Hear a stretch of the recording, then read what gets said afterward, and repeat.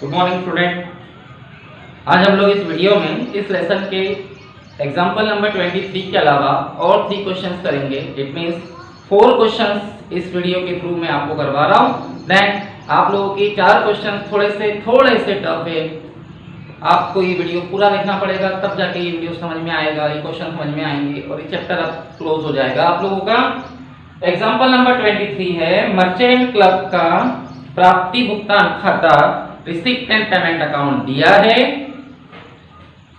और हमेशा की तरह इसकी मदद से, इसके हेल्प से आपको आय व्यय खाता बनाना है, इनकम एंड एक्सपेंडिचर अकाउंट। ठीक है, वही 31 दिसंबर 2017 मेरे बुक के हिसाब से तो लिख दिया मैंने। Merchant club income and expenditure account 31 दिसंबर 2017 में वही काम करूंगा जो हर बार करते हैं। क्रेडिट के सारे खर्चों को, एक्सपेंसेस को डेबिट में ले आएंगे और डेबिट की सारी इनकम को, आय को क्रेडिट में ले जाएंगे। ठीक है, तो सबसे पहला खर्चा है आपका वेतन, सैलरी, ये डेबिट में आ जाएगा। इलेक्ट्रिक चार्जेस 120 रुपीज, ये भी डेबिट में आ जाएगा। अदर एक्सपेंसेस 525 रुपीज, ये भी डेबिट में आ जाएगा। और इन पर किसी प्रकार का कोई कोई एडजस्टमेंट, कोई समायोजन नहीं है। To salary, to electric charges, to other expenses. Salary जो है आपका 1200 रुपए है, 1200 रुपीज। इलेक्ट्रिक चार्जेस 120, 120 और अदर एक्सपेंसेस अन्य में 525। ठीक है, इसके बाद स्थायी जमा है, फिक्स डिपॉजिट। और फिक्स डिपॉजिट का मतलब होता है कि हमने पैसा बैंक में जमा किया, ये हमारी असेट्स है, ये नहीं आएंगे, लेकिन इस पर इन फ्यूचर भविष्य में जो भी ब्याज, जो भी इंटरेस्ट हमें मिलेगा वो क्रेडिट में आएगा इनकम बनकर। तो देखेंगे आगे, फिलहाल अभी तो नहीं आएगा। उसके बाद बर्तन सामग्री है, यूटेंसिल्स। एक संस्था के लिए, एक ऑर्गेनाइजेशन के लिए बर्तन, यूटेंसिल्स देखो आप लोग, उसकी संपत्ति होती है, असेट्स, ये भी नहीं आएगा, बट इसका डेप्रिसिएशन आएगा, वो भी डेबिट में, देखेंगे आगे। उसके बाद लेनदार है, क्रेडिटर, ये दायित्व है, लायबिलिटीज, और ये बैलेंस शीट में जाता है तो ये भी नहीं आएगा। और कैश बैलेंस ये तो आता ही नहीं है, इसलिए क्रेडिट की इतनी चीजें डेबिट में आएगी और अब डेबिट की चीजें क्रेडिट में जाएगी। इट मीन्स प्राप्तियां, रिसीट्स, इनकम बन जाएगी, आय, ब्रोकर शेष, कैश बैलेंस नहीं आएगा, प्रवेश शुल्क, एंट्रेंस फीस आएगा और इसमें कोई एडजस्टमेंट नहीं है, मतलब इसे आयगत मान लिया, रेवेन्यू ये आएगा। और ये है आपका 300 रुपीज, 300 रुपए। इसके बाद चंदा सब्सक्रिप्शन आपको दिया है और चंदा सब्सक्रिप्शन 3 दिए हैं और हम इसमें से पिछले साल को और अगले साल का ड्रॉप कर देंगे, छोड़ देंगे, इस साल का लेंगे और इस साल का 3500 है, 3500। और इस पर एक एडजस्टमेंट है, समायोजन है कि चंदा अदत्त है 75 रुपए, आउटस्टैंडिंग सब्सक्रिप्शन वॉज 75 रुपीज, तो इसमें 75 रुपीज प्लस कर देंगे। ठीक है, उसके बाद स्वल्पाहार का मुनाफा है, profit from refreshment. Refreshment means आप लोगों ने किसी के लिए कैंटीन वगैरह खोल दी है, उससे आपको पैसा मिल रहा है, बाय प्रॉफिट फ्रॉम रिफ्रेशमेंट, आप शॉर्टकट लिख दो, 100 रुपीज। उसके बाद विविध आमदनी, सन्ड्री रिसिप्ट्स, यह है आपकी 320 रुपए, P20।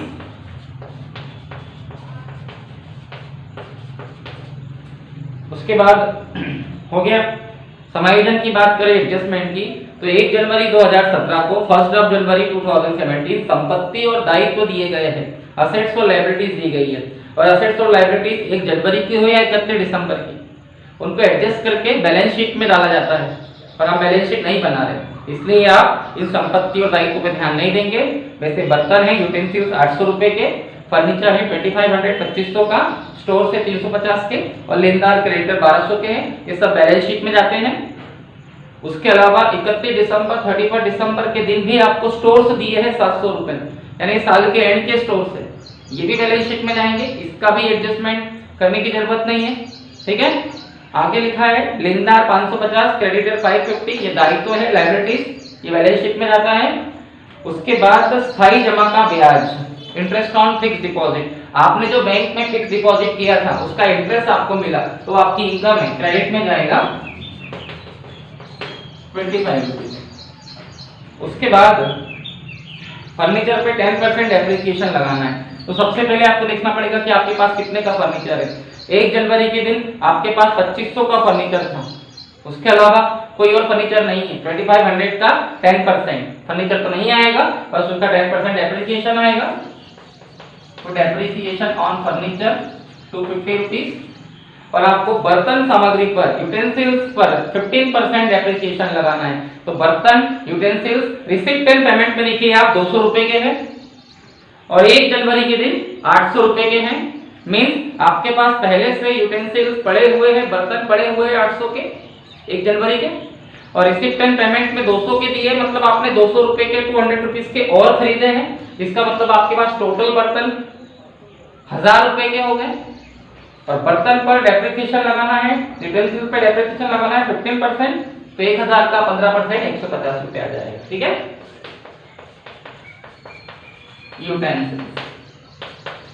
बस इसके बाद आप क्रेडिट में से डेबिट माइनस कर दें, आपका सरप्लस आ जाएगा।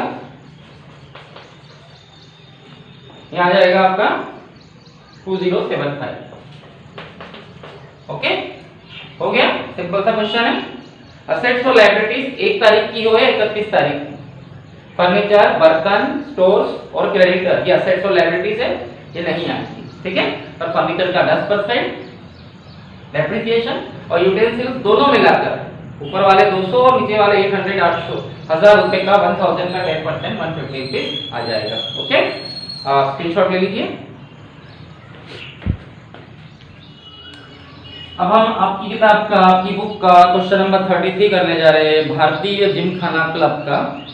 सेम क्वेश्चन है, बुक देखिए आप। भारतीय जिमखाना क्लब का रिसिप्ट एंड पेमेंट अकाउंट, प्राप्ति भुगतान खाता दिया हुआ है और आपको आय व्यय खाता 31 दिसंबर को, 31 दिसंबर 31 दिसंबर को इनकम एंड एक्सपेंडिचर अकाउंट बनाना है। ठीक है, तो सेम प्रोसीजर, क्रेडिट की सारी चीजों को डेबिट में ले आएंगे और डेबिट की सारी चीजों को क्रेडिट में ले आएंगे। तो सबसे पहली क्रेडिट की चीज है बिल्डिंग, और आप जानते हो कि बिल्डिंग आपकी असेट्स है, संपत्ति ये नहीं आएगी, ये बैलेंस शीट में जाएगी।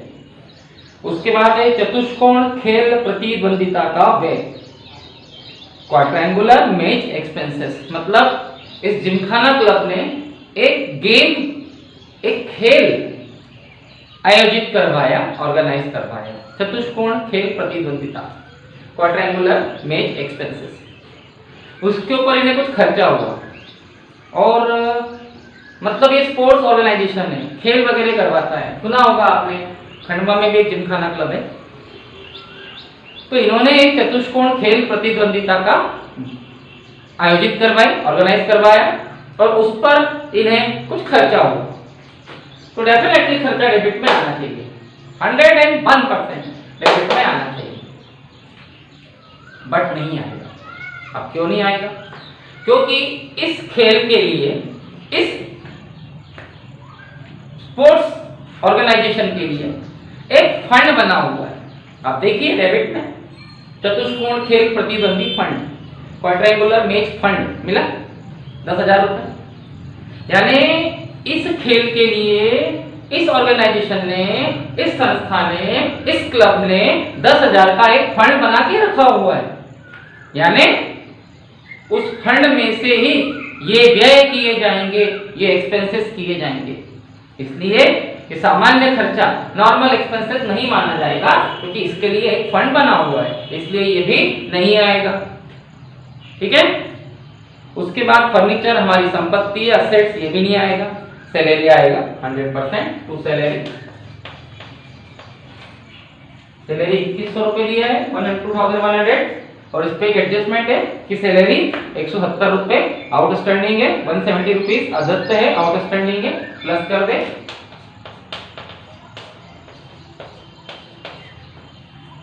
उसके बाद क्रिकेट एक प्रकार का खर्चा है, यानी क्रिकेट पे किया गया खर्चा, एक्सपेंसेस में दिया है, मींस क्रिकेट पे किया गया खर्चा है। सॉरी, सैलरी 1800 रुपए थी, 1800, 170 प्लस के 1970 हो जाएगा। ठीक है, क्रिकेट 600 रुपए है, 600। टेनिस पे किया खर्चा, तो टेनिस ये है 540 540। उसके बाद इंश्योरेंस है 360 और इंश्योरेंस पे एक एडजस्टमेंट है। अब इससे पहले कि मैं समायोजन पढ़ूं, मुझे एक बात बताओ कि अगर आपको 31 दिसंबर 2017 का अकाउंट बनाना है तो आपका खर्चा कहां से कहां तक आना चाहिए? 1 जनवरी 2017 से 31 दिसंबर 2017 31 दिसंबर 2017 तक 12 महीने का आपका कोई भी खर्चा आना चाहिए। अगर 12 महीने का नहीं है तो जितना बचा है उसमें प्लस करेंगे और अगर 12 मंथ से ज्यादा कर दिया तो प्रीपेड हो जाएगा, अग्रिम, उसको माइनस कर देंगे। अब इंश्योरेंस को आप देखो, इंश्योरेंस जो 360 रुपए आपको दिया है ये 30 सितंबर 2018 तक कर दिया गया है, 13 सितंबर 2018 तक। क्या मतलब है इसका? इसका मतलब ये 12 महीने के लिए इंश्योरेंस का खर्चा तो किया ही किया है, इसके अलावा सितंबर 2018 तक भी खर्चा कर दिया गया है। मींस जनवरी, फरवरी, मार्च, अप्रैल, मई, जून, जुलाई, अगस्त, सितंबर 9 महीने का इंश्योरेंस ज्यादा दे दिया गया है। दिसंबर 2017 तक आना चाहिए था, सितंबर 2018 तक, मतलब 2018 के 9 महीने का भी इंश्योरेंस पेमेंट कर दिया गया है, मतलब ज्यादा पेमेंट कर दिया गया, 9 महीने का पेमेंट कर दिया गया। ठीक है, तो इंश्योरेंस 9 महीने का ज्यादा है, 360 का 9/12 करते, 3 3 9 3 4 12 270 270 रुपीज एडवांस है, प्रीपेड है, इसको माइनस कर दें। ठीक है, इस टाइप से आपका इंश्योरेंस आ जाएगा। आगे लिखा है 3 3 9 3 4 12 4 9 4 9 36 4 0 ठीक है, 270 रुपीज हम इसमें से माइनस कर देंगे। उसके बाद बगीचा है, गार्डनिंग एक्सपेंसेस डेबिट में आ जाएगा,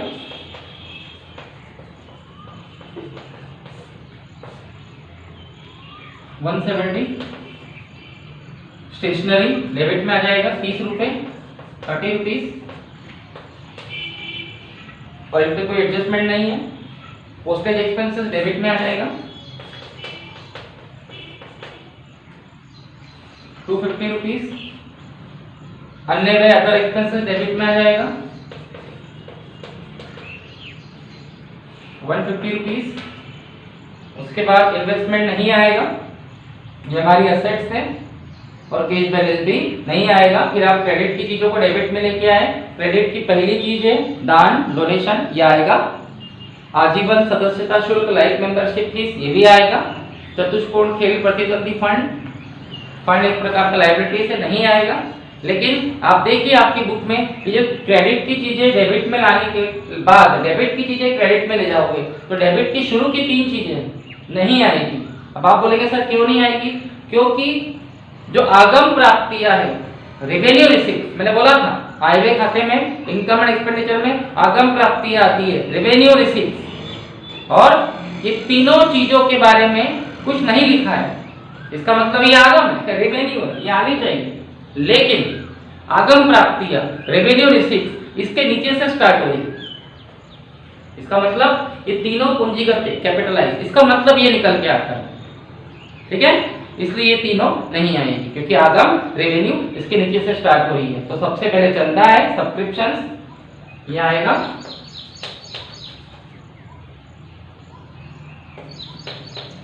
और इस पर एक एडजस्टमेंट है कि जो चंदा सब्सक्रिप्शन आपको दिख रहा है 3200 रुपए, उसमें 2018 के 2018 के 100 रुपीज शामिल है, इंक्लूड है, उसको माइनस कर दे। और एडजस्टमेंट में इस साल का सब्सक्रिप्शन 2017 का 300 रुपए आउटस्टैंडिंग है, बचा है, अप्राप्त है, मिलना बचा है, उसको प्लस कर। ठीक है, ये हो गया। उसके बाद लॉकर का किराया, लॉकर का रेंट आपकी इनकम में क्रेडिट में जाएगा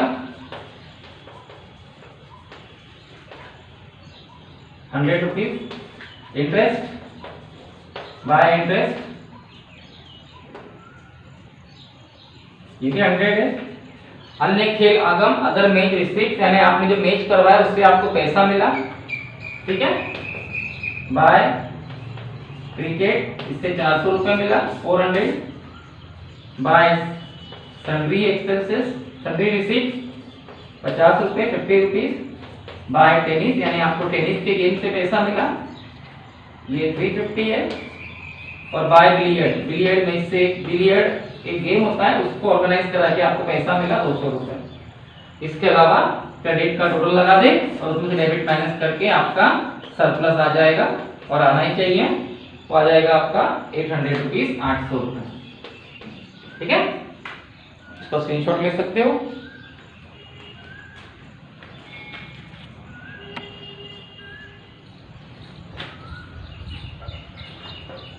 चलिए अब हम आपकी बुक का क्वेश्चन नंबर 37 करते हैं। 37 क्वेश्चन जो है उसमें थोड़ा सा टफ पॉइंट है, थोड़ा ध्यान देना पड़ेगा आपको।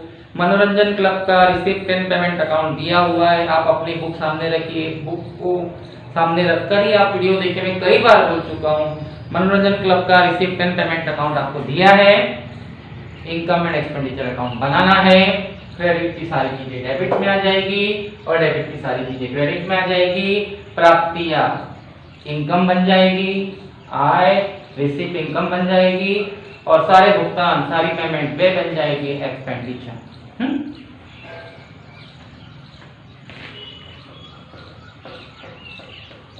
वैसे देखा जाए तो आप लोग अब इसे ओरली भी समझ सकते हैं, लेकिन अब चलिए कोई बात नहीं। वेतन सैलरी क्रेडिट से डेबिट में आ जाएगा,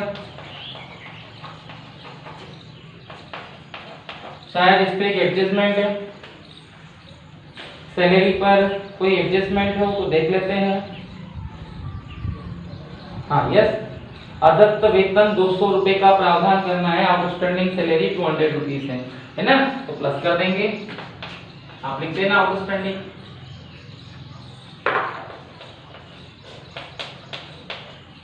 उसके बाद मनोरंजन एंटरटेनमेंट पे किया गया खर्चा है, ये है 645। उसके बाद पत्र पत्रिकाएं मैगजीन्स पे किया खर्चा है, ये है आप लोगों का 234।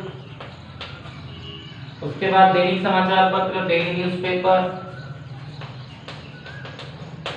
इस पे किया गया खर्चा 350। उसके बाद दर और कर है, रेट एंड टैक्स, ये दिया हुआ है 120, 120 और इस पे एडजस्टमेंट है, ठीक है। और वो ये है कि दर 20 रुपए अग्रिमेंट, रेट 20 रुपीज एडवांस है, प्रीपेड है, तो इसको हम माइनस करेंगे, प्रीपेड को माइनस किया जाता है। आप शॉर्टकट में मैं कर देता हूँ। उसके बाद विनियोग इन्वेस्टमेंट नहीं आएगा, लेकिन इन्वेस्टमेंट का इंटरेस्ट आता है, ब्याज क्रेडिट में, वो देखते हैं।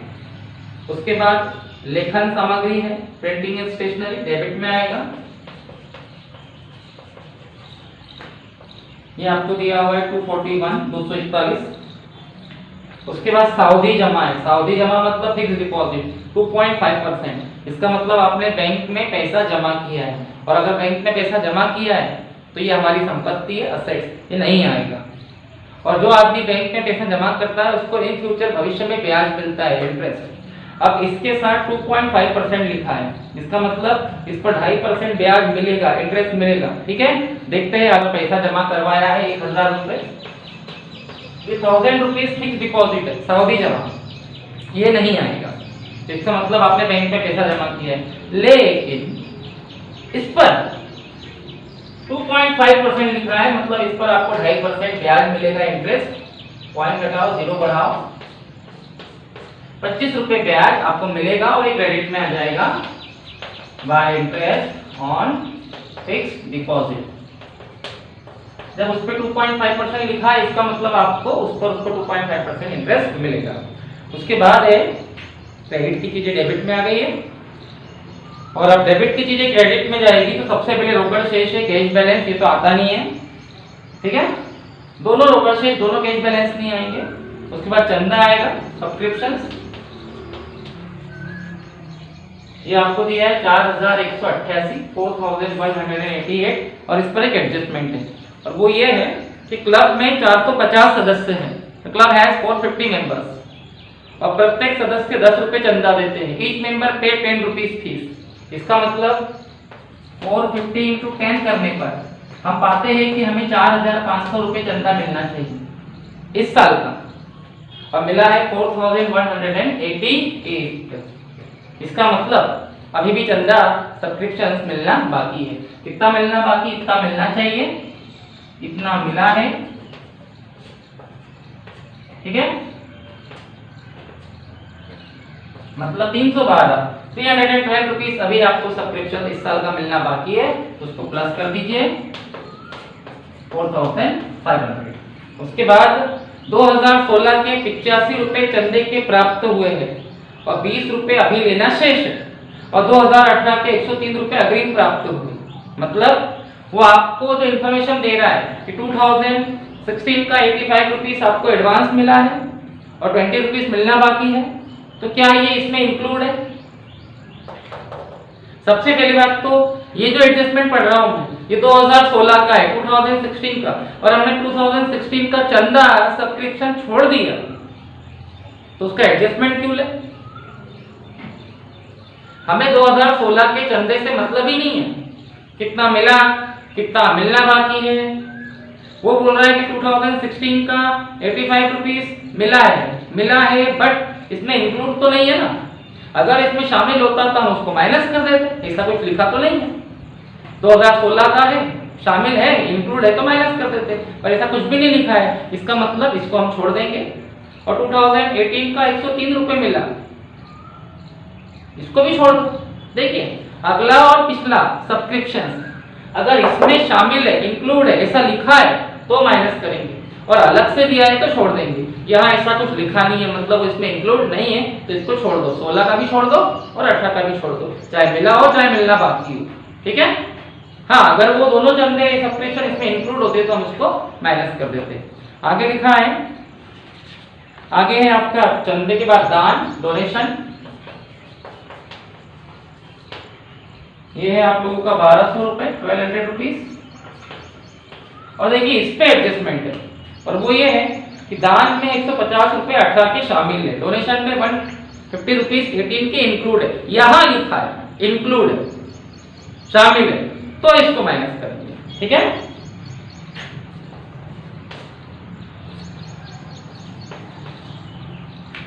ठीक है, उसके बाद मनोरंजन से प्राप्ति है, रिसीव फ्रॉम एंटरटेनमेंट।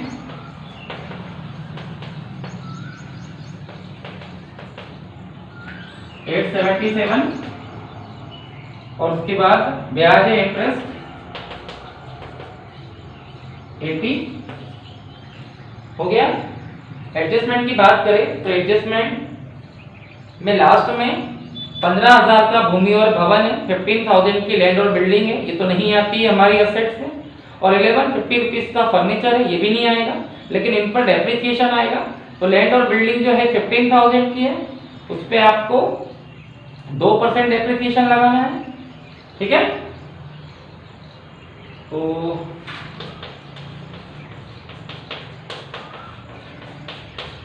300 रुपये आएगा डेप्रिसिएशन ऑन बिल्डिंग। लैंड और बिल्डिंग 15,000 की है, उस पर 2% डेप्रिसिएशन लगाना है, तो 15,000 15,000 की बिल्डिंग नहीं आएगी पर उसका 2% डेप्रिसिएशन आएगा। और फर्नीचर उपस्कर 1150 से 1150 ये भी नहीं आएगा, उसका 10% डेप्रिसिएशन आएगा 115। फर्नीचर का डेप्रिसिएशन 115 आ जाएगा, ठीक है। उसके बाद इन्वेस्टमेंट पर 3% 3 महीने का इंटरेस्ट लगाना है। तो इन्वेस्टमेंट हमने छोड़ दिया था क्योंकि वो हमारी असेट्स है, लेकिन इन्वेस्टमेंट का इंटरेस्ट हमें मिलता है हमारी इनकम है, तो 3600 का 3% और 3 मंथ का, ठीक है। तो ये 2 0 से 2 0 कैंसिल हो गए, ये 4 टाइम कैंसिल होगा, ये 9 टाइम कैंसिल होगा, 9 3 27, 9 3 27 आपको इंटरेस्ट ऑन इन्वेस्टमेंट मिल जाएगा। और इस टाइप से आप क्रेडिट में से डेबिट माइनस करके इसका सरप्लस निकाल दोगे एक्सेस ऑफ इनकम जो भी आएगा आप लोगों को अपना क्वेश्चन समझ में आ जाएगा, ठीक है। और उसके बाद लास्ट क्वेश्चन जो है भारत क्लब का, ये मैं आपको ओरली मौखिक समझा दे रहा हूँ, आप समझ जाना। क्वेश्चन नंबर 39, भारत क्लब का रिसिप्ट एंड पेमेंट अकाउंट दिया है, प्राप्ति भुगतान खाता दिया है, आपको आय खाता बनाना है, income and expenditure account, same procedure मैं ऑलरेडी समझा रहा हूँ। क्रेडिट की चीजें डेबिट में आ जाएगी, सैलरी डेबिट में आ जाएगी और उस पर एक एडजस्टमेंट है, और वो एडजस्टमेंट ये है कि सैलरी 500 रुपया दत्त है, 500 रुपीज आउटस्टैंडिंग है, प्लस कर देंगे। सामान्य वे जनरल एक्सपेंसेस डेबिट में आ जाएंगे, ड्रामा वे ड्रामा एक्सपेंसेस डेबिट में आ जाएंगे, समाचार पत्र न्यूज़पेपर डेबिट में आ जाएंगे, नगर निगम कर म्युनिसिपैलिटी टैक्स 400 रुपए डेबिट में आ जाएगा। इस पे एक एडजस्टमेंट है कि नगर पालिका कर 31 मार्च 2018 तक दे दिया गया, 31 मार्च 2018 तक दे दिया गया, आपको अकाउंट 2017 का बनाना है, जनवरी 2007 से 31 दिसंबर 2017 तक। और म्युनिसिपल टैक्स आपने पेमेंट किया है 31 मार्च 2018 तक, मतलब जनवरी फरवरी मार्च 2018 के 3 महीने का म्युनिसिपैलिटी टैक्स आपने ज्यादा दे दिया, ठीक है। तो क्या करो 3 जो 400 है डेबिट में आएगा, लेकिन उसका 3/12 3/12 100 रुपीज ज्यादा दे दिया 3 महीने का, आप उसको उसमें से माइनस कर देना। उसके बाद धर्मादा डोनेशन खर्चा है डेबिट में आ जाएगा, विनियोग इन्वेस्टमेंट नहीं आएगा, लेकिन इन्वेस्टमेंट का इंटरेस्ट आएगा, ब्याज आएगा 3 महीने का 3%, इसी प्रकार से, और वो कितना आ जाएगा क्रेडिट में, लास्ट में दिया है 3 मंथ का 3%। उसके बाद बिजली खर्चा इलेक्ट्रिक एक्सपेंसेस डेबिट में आ जाएगा और कैश बैलेंस नहीं आएगा। और अब क्रेडिट की चीजें डेबिट में आने के बाद डेबिट की चीजें क्रेडिट में जाएगी, कैश बैलेंस नहीं आएगा। सब्सक्रिप्शंस चंदे 3 दिए हैं, 3 में से 20 वाला लेंगे 2017 का, और वो 20,500 है, 20,500 बाय सब्सक्रिप्शन। उस पे एक एडजस्टमेंट है कि क्लब में 500 मेंबर है, कितने मेंबर है 500, और एक मेंबर 50 रुपए चंदा देता है, ठीक है।